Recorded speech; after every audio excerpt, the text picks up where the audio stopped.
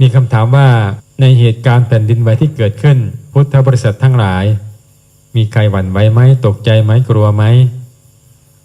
แล้วจะพิจารณาอย่างไรพระคุณเจ้าพระอาจารย์อยากให้ทุกท่านพุทธบริษัททั้งหลายได้พิจารณา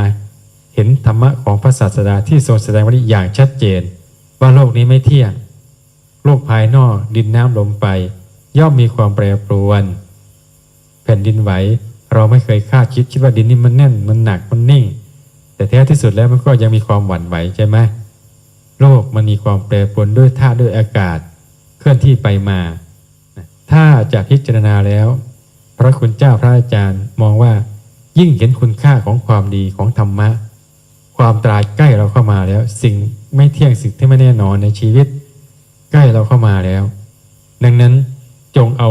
เหตุการณ์นี้เนี่ยจงเอาวิกฤตนี้เป็นโอกาสในการย้ำคิดย้ำทำในการปฏิบัติธรรมความดีเรามีอะไรบ้างสมมติว่าเราต้องตายในวันนี้เราจะเตรียมตัวทันไหมจะตั้งใจทันไหมห่วงสิ่งใดมีอะไรยังค้างคาอยู่ไหม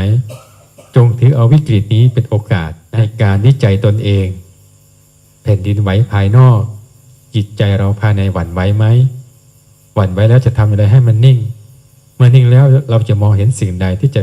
ก้าวไปข้างหน้าควรละสิ่งใดควรเจริญสิ่งใดพระคุณเจ้าพระอาจารย์ว่า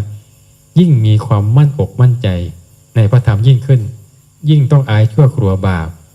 ละสิ่งที่ไม่ดีทั้งหลายทั้งปวงโอกาสมันจะหมดไปเรื่อยๆแล้วในการสร้างความดีความไม่แน่นอนเกิดขึ้นแล้ว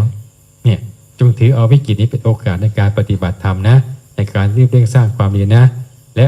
จิตใจอย่าหวั่นไหวตามแผ่นดินไหวอนุโมทนา